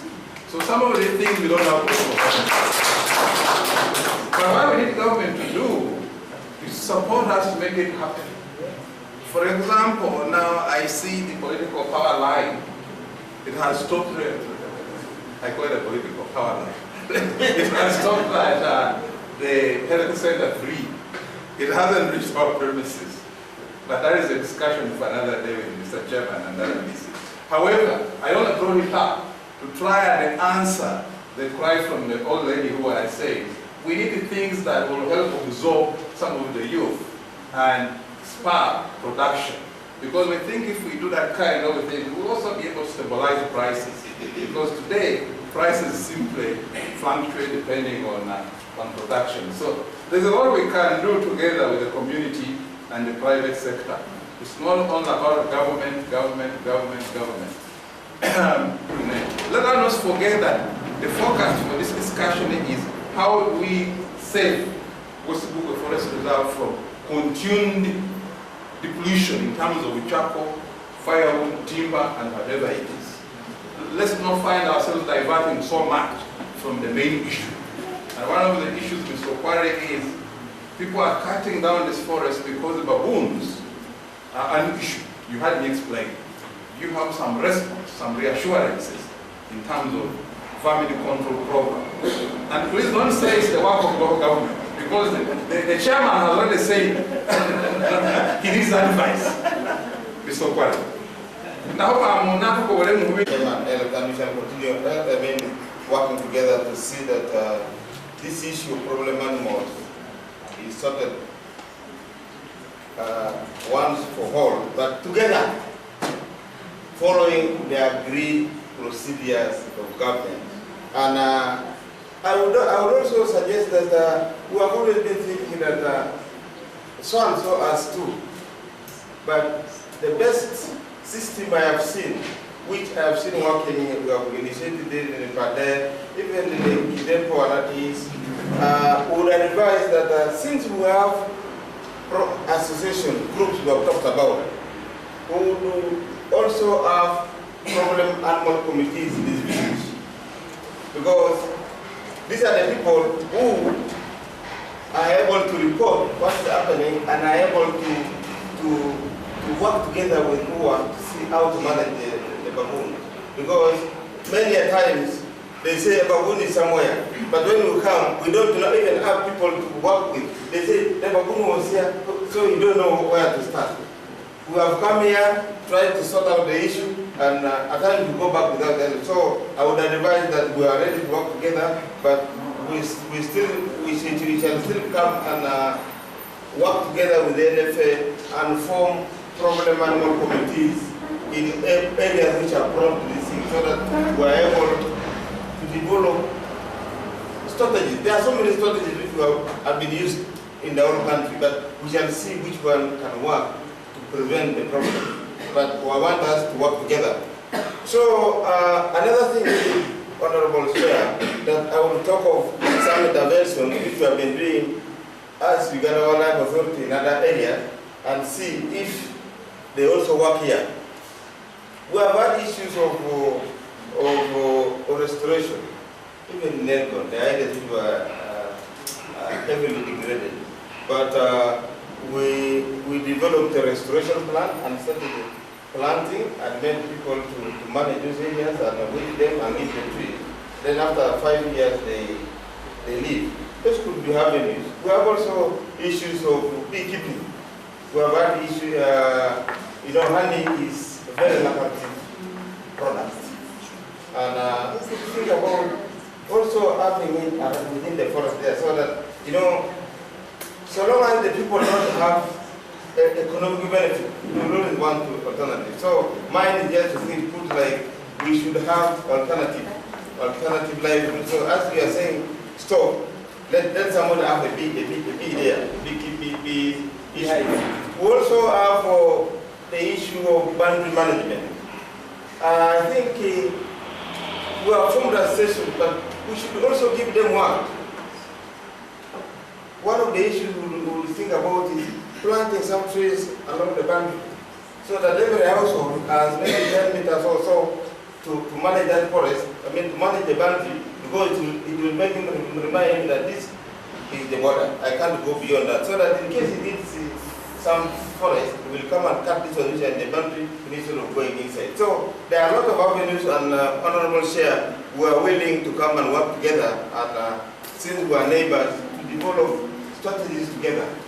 I am very sure that solution, when some of these issues will be sorted out. Thank you. Thank you very much. UWS make a presentation, but I would like to make a very quick and brief summary of the discussions. I think what I picked up from all these discussions at the chair, one, there's a willingness to work together, a willingness from all the stakeholders, at least that has been expressed. The communities, the local government, the government agencies, the private sector, there's a willingness to work together to try and ensure that we are able to manage the natural resources, including West Bugwe, in this area for the benefit of the present and future generations, which is what conservation is all about. Two, is that some mechanisms were already started before, and even though along the way there have been some problems, it's not difficult to revisit those mechanisms and improve on them. So this is another point that we need to follow up on, that there are mechanisms that are already in place, or that were started on, and that we should be able to revisit and improve on. And finally, there are even examples of where we can see results. And so it might mean that at some stage, when we are organized enough, we could go and learn from those examples elsewhere and bring them back home and implement them. Thirdly, there is a management plan for West Bugwe Forest Reserve. Whether it's an old plan, whether it's outdated, it doesn't matter. But there are some facts in that plan. I would suggest then that we build on by reviewing that management plan to see how best we can incorporate the community mechanisms, the projects we have talked about, and then work together to implement this management plan.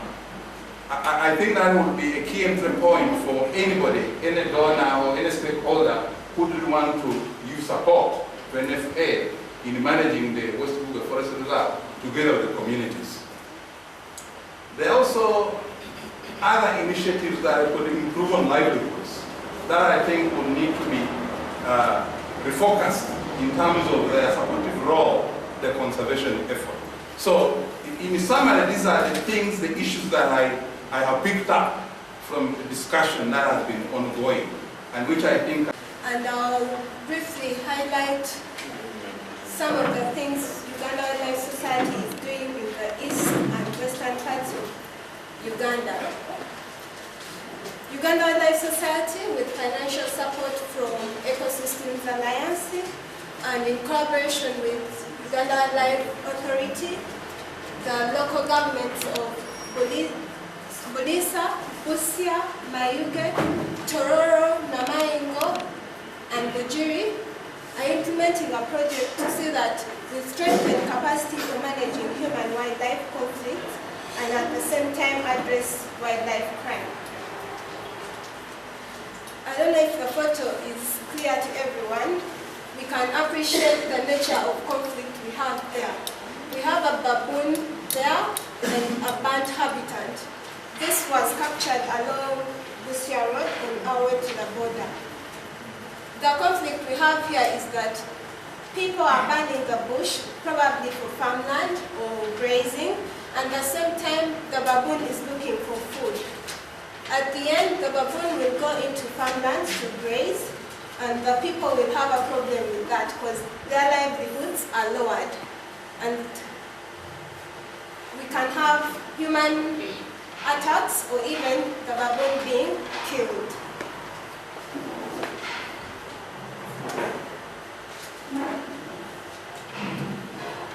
The background or justification for our project. We all appreciate that there is resource competition between the wildlife and humans, not only in Busia or in the eastern part of the region, but also in the west where we are also working. In the photo here we have a youth carrying a crocodile skin. This was one of the skins that these people in Namaingo got from a crocodile. They killed this crocodile after attacking someone. The fishermen go into the lake to look for fish.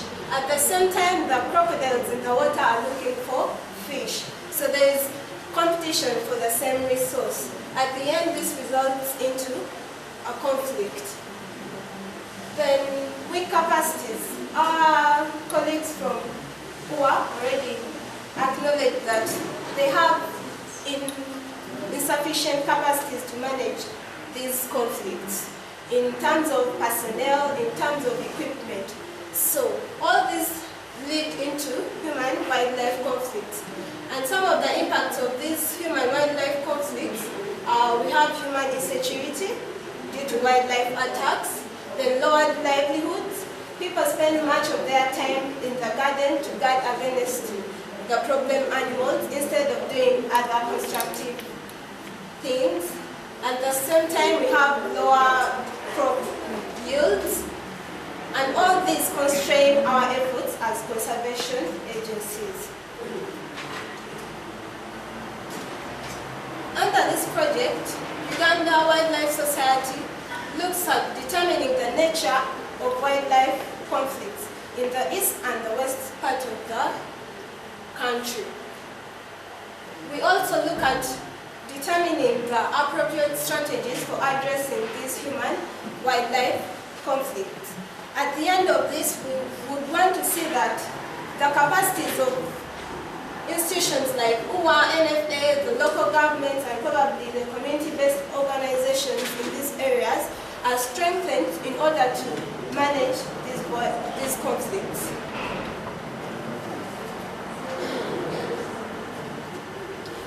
Uganda Wildlife Society carried out an needs assessment, still working with Uganda Wildlife Authority and the local governments of the different districts I've talked about, and some of the findings on the nature of human-wildlife conflicts are in this table. We interviewed a number of respondents, about 300 respondents, and most respondents noted that crop raiding was the most prevalent conflict they had.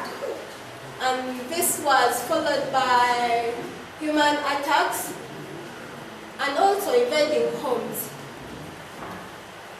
We went ahead to find out from community perspective what they think can be done to address some of these problems they mentioned. And majority of the respondents suggested that these wild animals be confined into cages or fences or sanctuaries. Others suggested that these animals should be hunted down and killed. However, communities have gone a step ahead to manage these conflicts on a local basis by reporting incidences to the authorities, that is NFA and Uganda Wildlife Authority. They also go ahead to put up scarecrows to guard their farmlands, and some of them go ahead to drum or throw stones to these animals so that they don't come into their land. The most prevalent problem animals that people mentioned were hippos, those people living around the lake shores, and crocodiles. Then other people that are living around the forest, their major problem was baboons and monkeys. What Uganda Wildlife Society intends to do. We are planning to do this, but integrating it with what the communities suggested. First, we are having an exchange visit. One has already been conducted. An expert from Kenya came in and shared some of the experiences on managing human-wildlife conflicts in Kenya with the UWA officials. We also plan one exchange visit for the community members, mainly for learning purposes. Two, we are looking at crocodile cages, confining the crocodiles in the water into cages where people can safely draw water from the lake without getting into contact with the crocodile. I have a photo there of a crocodile cage. Our partners in Kasese, that is Napi, NAPEC are already doing this, and it's a success there. So if we can try out this in Namaingo and see what we can achieve from this. Then designating wildlife habitats. In places where we're going to be putting up the cages, we will go ahead to put up signposts where you alert people that be aware of crocodiles,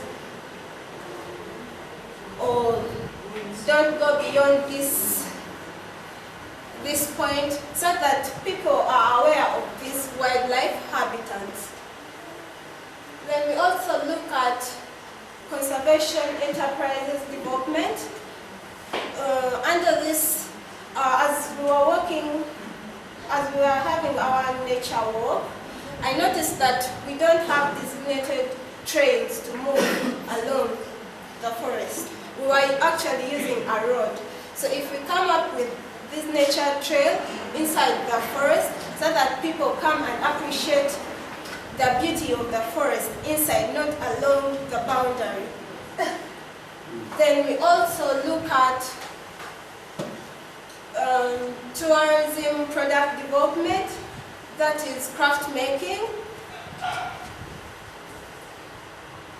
Then from all these that we are going to pilot in this district, we will be learning from these interventions, and at the end we shall package this information to influence policy and practice.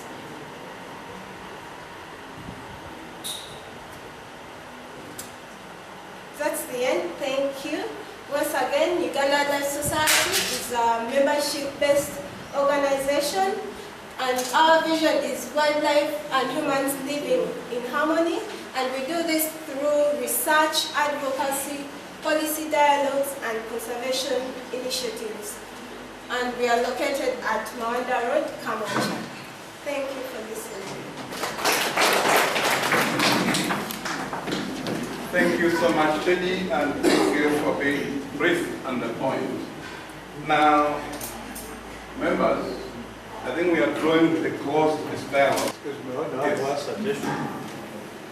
When I looked at the West Bugwe Forest Reserve, it is within a number of districts, not only one district. My suggestion is that we are borrowing from Kibale National Park, right? The people of Kibale National Park realized that the national park was within three districts.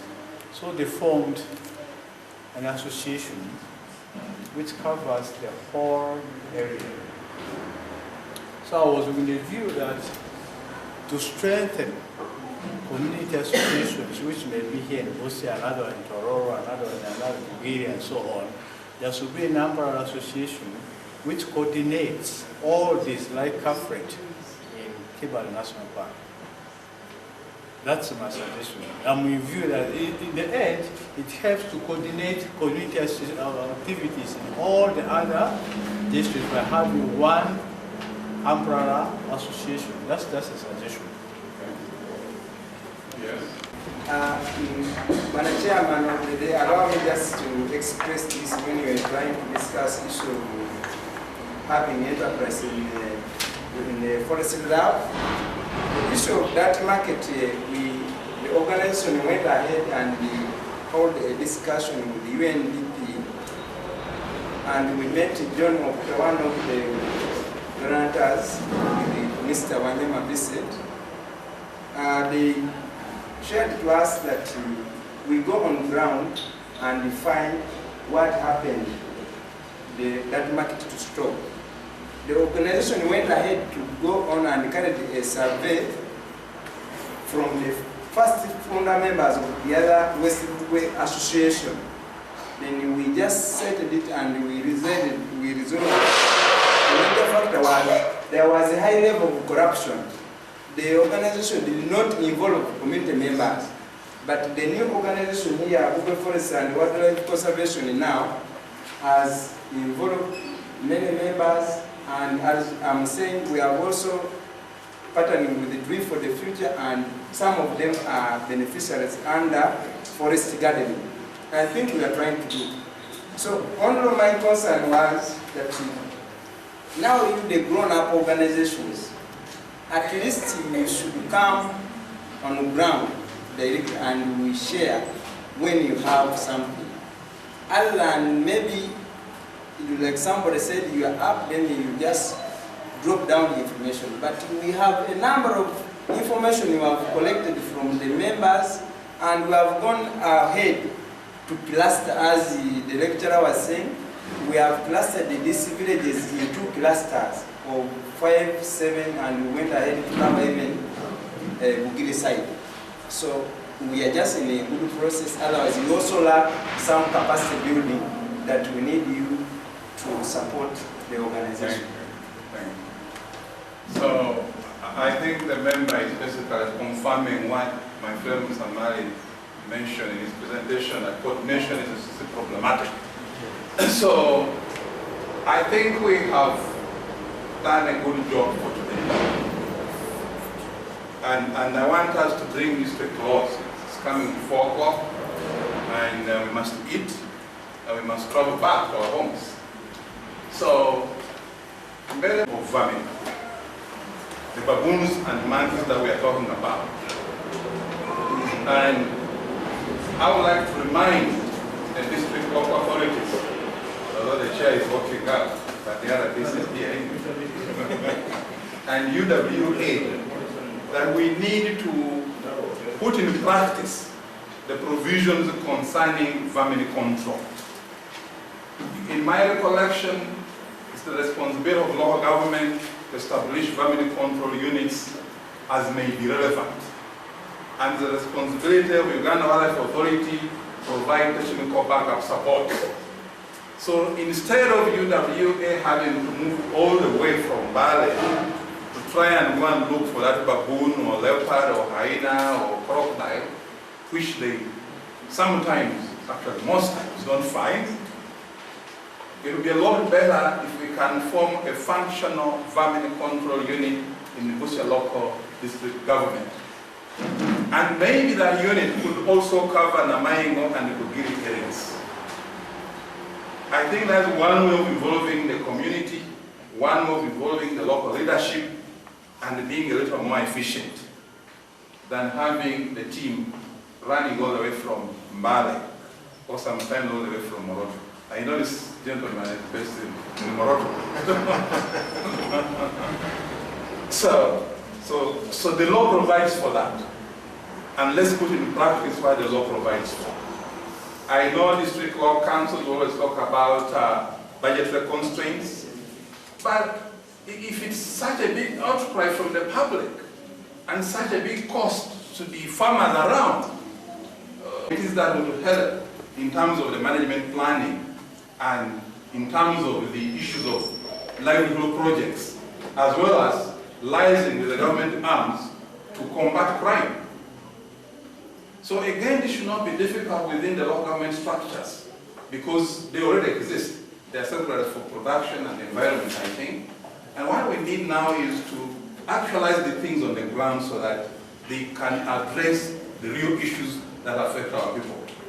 And I think in so doing, then the idea by our friend from Makerere will come in.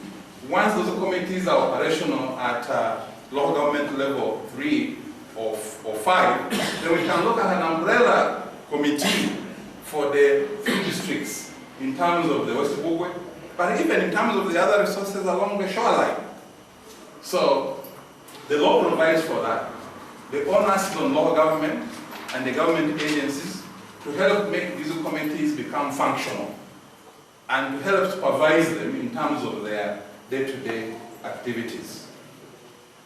Now, thirdly, and I would like to address myself to the NFA director and the RDC and the chairman.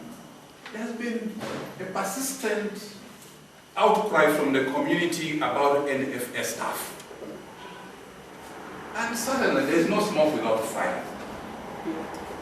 Even me, when I was in the government, managing UWA, I used to get these complaints about the staff I was leading. And I would go back and try to establish whether really what they're talking about exists or it's exaggeration. So I would really appeal to you, Mr. Director, that while it's good to be on the defensive, while it's good to talk about the successes that you have achieved, it's also good to look at these complaints. These people are speaking in broad daylight. Ordinarily, they would probably try and cover up. But they are saying, no, the rangers, we are working with them to cut the forest. We are working with the rangers to burn charcoal. We are working with the rangers to take firewood. And they know it's illegal. And they know that they are sharing or exchanging some monies. So, Mr. Director, please use your structures and address this chronic problem of charcoal burning inside this reserve and logs that are being transported now even on pickups and border borders in broad daylight. In the past they were really in the night, but today you will not be surprised to meet them on the way even today. So please do something about that. If it's a question of staffing, if it's a question of allowances or salaries or whatever, please use your structures. In the same vein, I will request the RDC and the chairman to interest yourselves in this matter of charcoal burning and tree cutting in general in West Bugwe Forest Reserve. Especially given that there are now opportunities to look at income generating programs within the area, supported with Friends of Nature and Friends of Development, and indeed the private sector, and some of which you can initiate yourselves. So I would like us not to take the outcry lightly. Let's not call it an exaggeration. Let's not call it the usual talk from the community. Let's check whether really there's a problem with the management structure and what can be done about it. And I think in terms of the plan, the management plan that NFA has spoken about, I think given what has been said, there's a reasonable cause for us to review the plan and plan together with the people. And if, for example, these committees were in place, they would form a very good interface for the planning and the ultimate implementation of whatever interventions have been agreed on. And perhaps what UWS could try and do as well is to catalyze this review process. Because I know resources are always limiting. I wouldn't be surprised if Mr. Director said, you know, this is not part of the work plan for this year, and there are no financial provisions for it, and so we'll do it next year or the other year. And then other urgent issues appear, and nothing happens. So please, this is an appeal, a personal appeal as well from myself and the community as a community member. Let's see how best we can address these issues without necessarily having to cry about resources and without necessarily creating conflicts among the community.